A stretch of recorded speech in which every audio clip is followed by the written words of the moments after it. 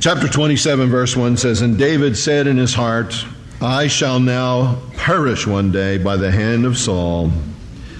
And as we read through these 7 verses, take note, David is in a minor key. These are not the tones and the melodies and the lyrics we're used to hearing from this psalmist. David said in his heart, I shall now perish one day by the hand of Saul. There is nothing better for me than that I should speedily escape into the land of the Philistines. And Saul shall despair of me to seek me any more in the coast of Israel. So shall I escape out of his hand. And David arose, and he passed over with 600 men that were with him unto Achish, the son of Maach, king of Gath. And David went with Achish at Gath, he and his men, every man with his household, and David with his 2 wives, Ahinoam the Jezreelitess, and Abigail the Carmelitess, Nabal's wife, his widow. And it was told Saul that David was fled to Gath, and he sought no more again for him. And David said unto Achish, If I have now found grace in thine eyes, let them give me a place in some town in the country, that I may dwell there. For why should I, thy servant, dwell in the royal city with thee? And then Achish gave him Ziklag that day. Wherefore Ziklag pertaineth unto the kings of Judah unto this day. And the time that David dwelt in the country of the Philistines was a full year and 4 months, 16 months in enemy territory. We come to a place now where, as we listen to David, David is in a place where he is completely discouraged. He has come to that place where he just wants to throw the baby out with the bathwater. He just wants to heave everything out the window. He wants to throw up his hands. He just wants to quit. He's done. He's fried. He's frazzled. Not trying anymore. Something you've never experienced, but for some reason the Bible tells us about these kinds of things. John Bunyan wrote Pilgrim's Progress in his 3rd prison term, and for 12 years in prison. And it's been translated in over 100 languages, and who knows how many people have been affected by it.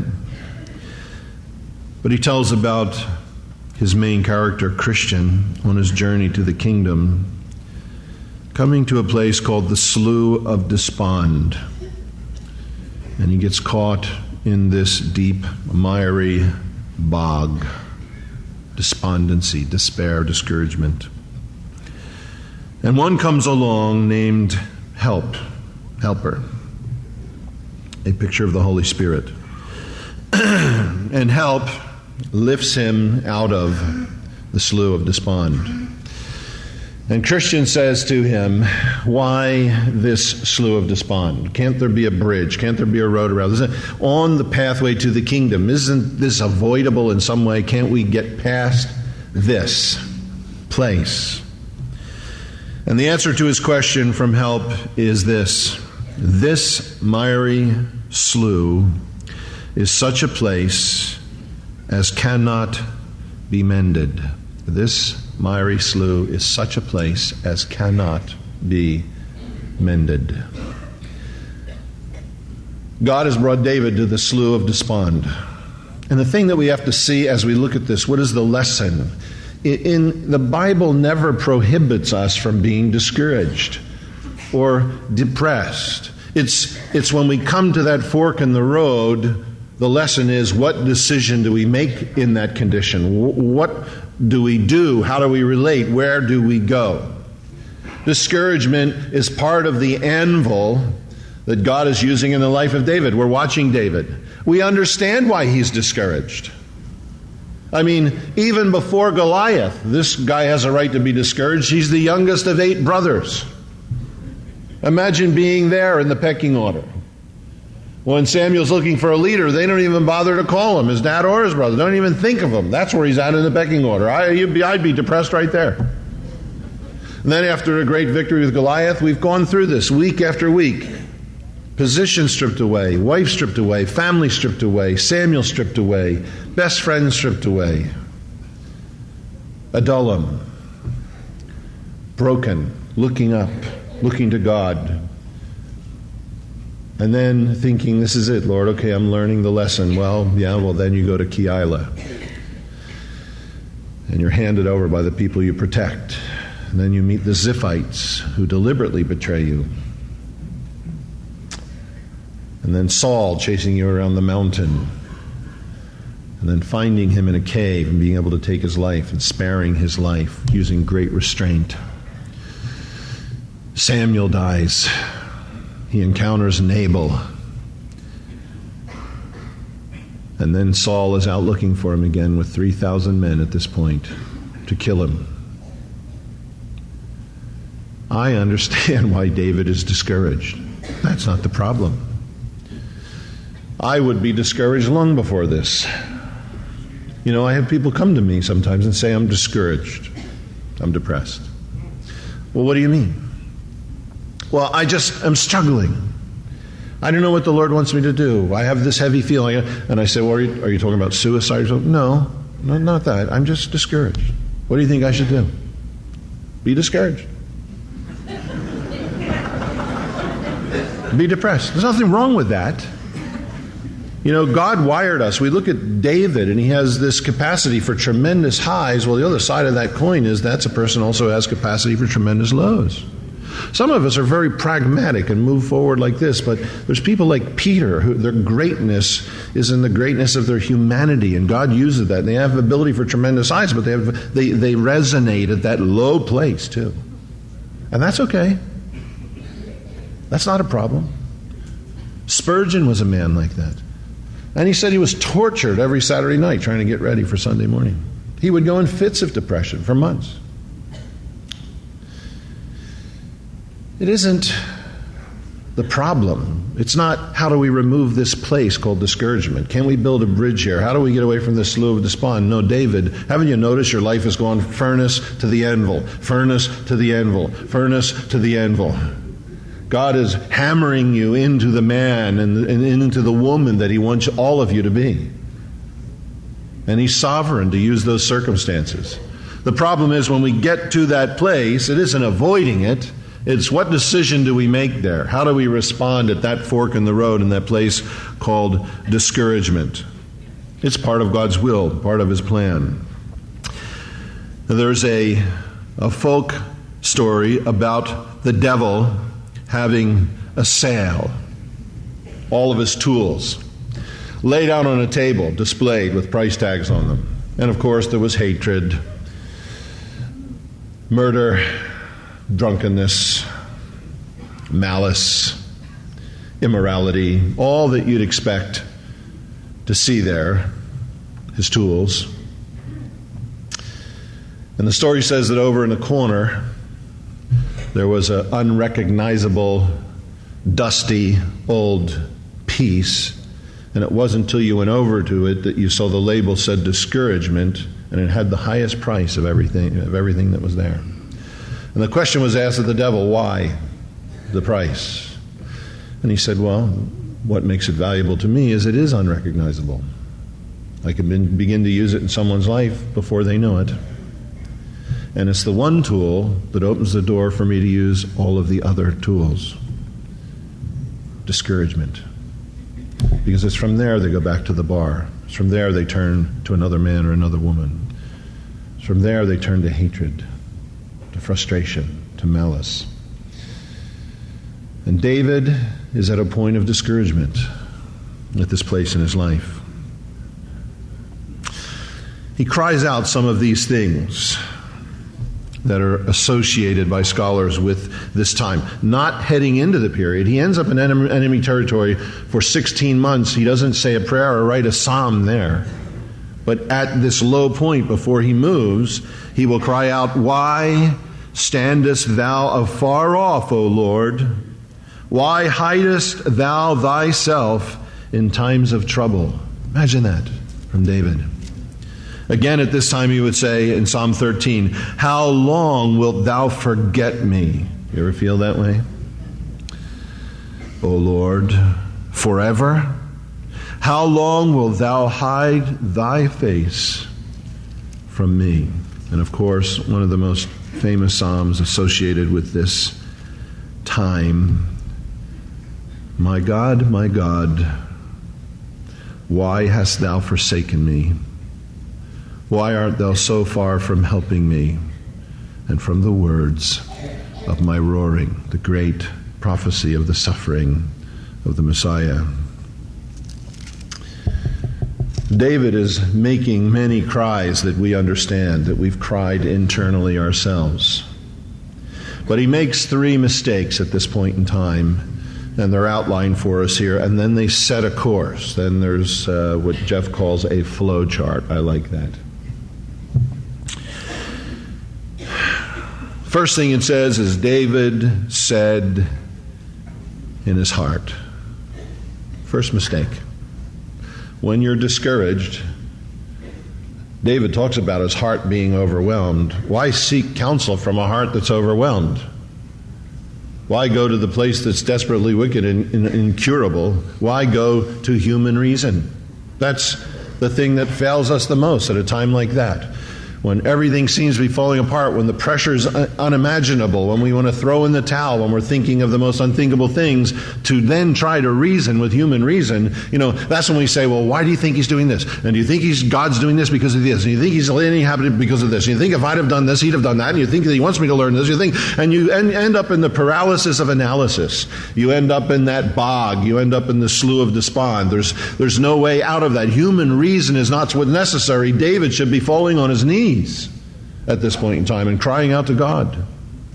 And he's not.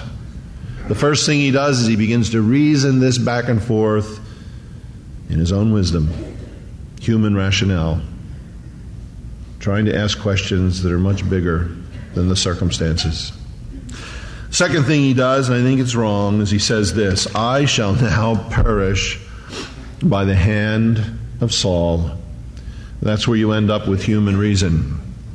The truth is he's never been closer to Saul's death and his ascending the throne. That's the truth of where he stands. That truth has been communicated to him. Samuel has anointed him and told him, you're going to sit on the throne of Israel. Jonathan, Saul's son, has come and said, David, I know God's going to establish your house. You're going to be the king. Saul himself has said to David, you're going to be the king of Israel. The kingdom's going to be established, and it had never been. It's going to be established under your hand. Abigail, God's going to establish you, David, as the king of Israel. And more than that, your life is bound in a bundle of life with the Lord. David's forgotten all of those things. And he's got himself into that frame of mind where everything is wrong. I heard Charles Swindoll talk about a medical doctor wrote a book. It's called How to Live 365 Days a Year. And in the book, he cites this farmer who lived in the town where he grew up, whose name was Sam, and he said Sam looked at everything on the negative side. He said, I talked to his wife, they've been married 40 years, and said, has Sam ever said a positive thing? She said, I think in the first year of our marriage he said one positive thing, but I can't remember what it was. He said, I went out to the farm and Sam's oats were ready to be harvested. He said it was the finest crop of oats I'd ever seen. And I said, Sam, this is the 300 some acres of oats. This is the best looking harvest of oats, best looking crop I've seen in years. He said, Sam said, yeah, well, the wind will probably blow them down before I get them in. So he came back a few weeks later, they were in the barn. And I said, and then, before he went through the whole process of separating, and he said, Sam said, well, they'll probably catch on fire before I get them to market. He ended up getting the market and got the best price he'd ever gotten for a harvest of oats. And he said, I said, Sam, I heard you got a great price for that yield. He said, yeah, but a yield like that takes a lot out of the ground.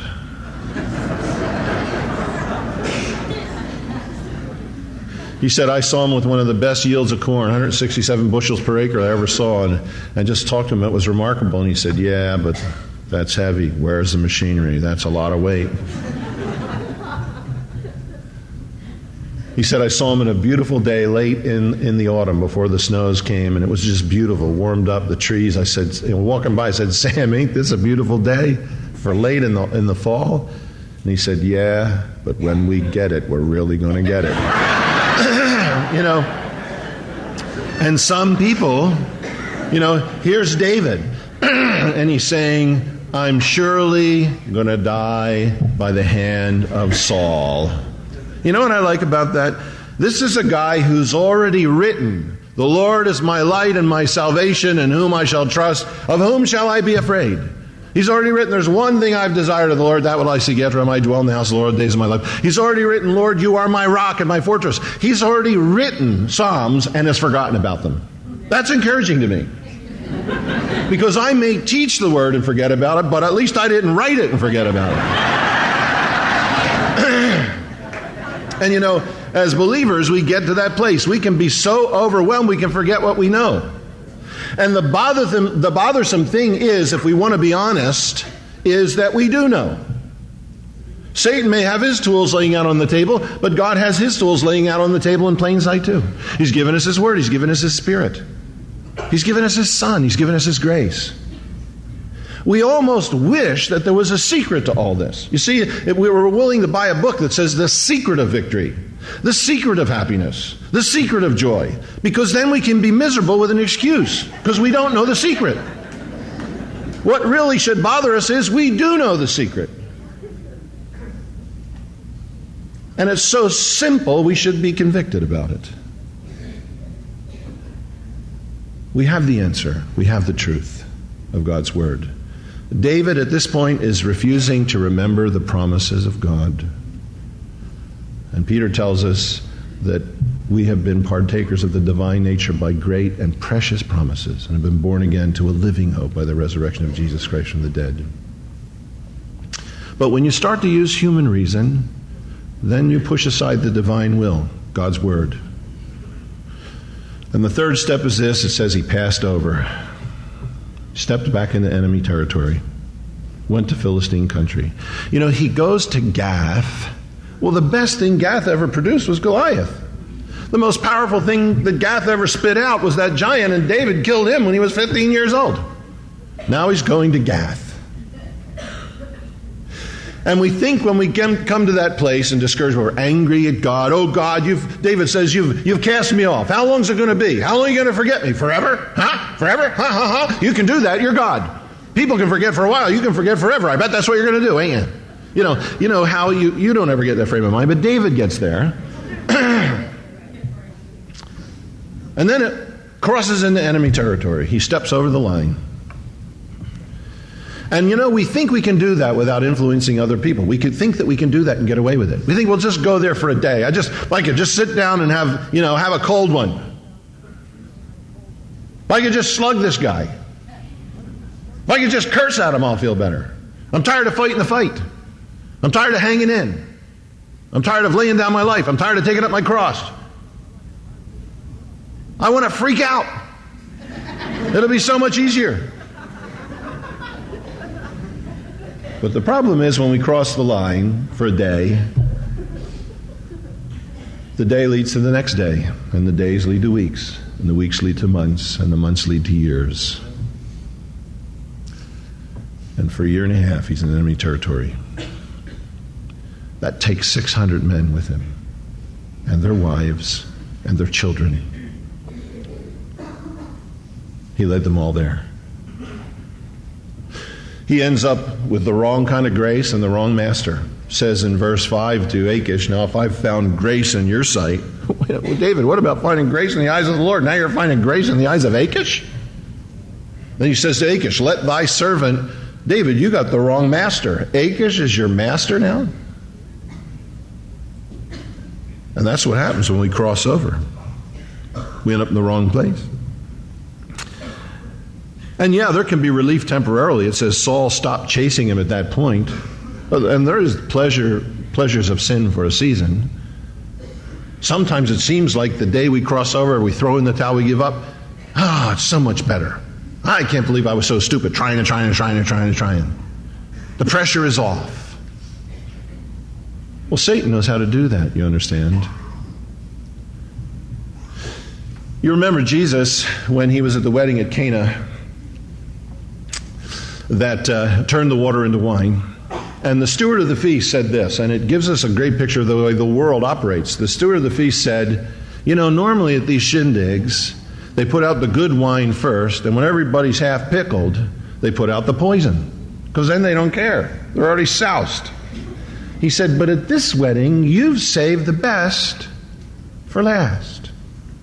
And that, in my mind, sets up the contrast between the way the world works and the way Jesus works. The world puts out the best up front. That's where the bait is. That's where the relief of the pressure is. That's where, do this. Have it now. Satisfy your longing or your lust or your anger, whatever it is now. And then when we're intoxicated with that is when the poison comes of it all. Whereas Jesus, we may wrestle now. Our kids may be sick. There may be difficulties. We may have to put up with noisy neighbors or, discouragement but we're going to a place where there's no sorrow, and there's no tears, where he wipes away the tears from our eyes. There's no death, there's no curse, there's no sighing. We're going to a place that's unimaginable, and he saved the best for last. When we come here and have a communion service, it's probably one of my favorite times to be here. Everybody's singing and carrying on and crying and worshiping, and I'm thinking, Lord, if you just lift the building up into heaven right now, with just a few cherubim, Lord, and a throne in the middle would make it all complete here. But then I remember, we ain't seen nothing yet, because he saved the best for last. And David has forgotten about the promises of God at this point in time, which should be an anchor to our song. He gets involved, it tells us as we read down, and I don't have time, so I'll just go through this. He starts fighting with the Gershurites and the Gezerites, and maybe because of their names he just wanted to kill them, I don't know. It just gives us this list. He fights, and these are kind of enemies of Israel, but this is borderline stuff. He's doing this borderline spiritual stuff. And backsliders do that. They do like these little spiritual, appeasers, to prove that they still have some spiritual life left in them. Achish comes and says, you've been raiding today. And David says, these guys and those guys. He lies to Achish. He's lying. And it says when he goes on those raids, he kills every man, woman, and child, and cattle, and everything. Doesn't leave any eyewitnesses because he doesn't want Achish to know where he's at. Even though they're the enemies of God. So that's the way a backslider always is. They are ruthless when it comes to covering their own tracks and shifting the blame somewhere else. And being blameless themselves. And it's sad because he took the step in this direction to be relieved from pressure, but now as time goes on, the pressure is building and building and building to much greater degrees than he ever experienced it when he was buckling his knees under the pressure of God. He's lying now. He's fighting now. He's getting involved in all of these insane situations. Until chapter 30, verse 1, it tells us there that David got in a pickle because the Philistines decide to go to battle with Israel. Now what do? Because Achish thinks David's his buddy. He's Saul's enemy. Certainly he's going to go to battle with us against Israel. You know how when you get back out in the watering hole or you get out somewhere and they're making fun of Christians, they expect you to be on their side. So David reluctantly begins to go to battle, and the other lords of the Philistines show more sense. They say to Achish, this is the guy that slaughtered 10,000s. Remember the song? What are you bringing him behind us for? He's going to ambush us in battle. And Achish says, I know I can trust David. I feel you guys don't feel the same way. And he goes to David and says, David, do me a favor. These guys are fussy. They don't trust you like I do. Just go back to Ziklag and cool it. We'll fight the battle. Well, it's 3 days it takes David to get back to Ziklag. When he gets back to Ziklag, he finds it smoldering in ruins. The wives are gone, the children are gone, everything's gone, and the very place in enemy territory that he thought would be a stronghold and a place of rest has become the very place where he's lost his wife and he's lost his children. And whenever we step away from God and we cross into enemy territory and we start to lead a life of compromise, and it involves lying and covering up our tracks, and we're fleeing, the stronghold of the Lord to live in enemy territory, it's always the family that becomes the casualty. And then finally it tells us in chapter 30, verse 6, that his men, his 600 men, the guys he trained in Adullam, take up stones to kill him. They want to stone David. You brought us down here. It's your fault our wives and our kids are gone. And then you know what it says? Finally, it says, David then fell on his knees and encouraged, that's the word we've been waiting for, encouraged himself in the Lord his God. David fell on his knees and he encouraged himself in the Lord his God. Now, by the way, they recover all of the wives, all of the kids, everything. The problem is this. That verse, David encouraged himself in the Lord his God, should not be written in chapter 30, verse 6. It should be written in chapter 27, verse 1. And it isn't that it's 2 chapters later, it's 16 months later. We can cover it in one morning in a Bible study. But this is 16 months of being away from the Lord. And David at that point, it says, falls on his knees and he encourages himself in the Lord his God.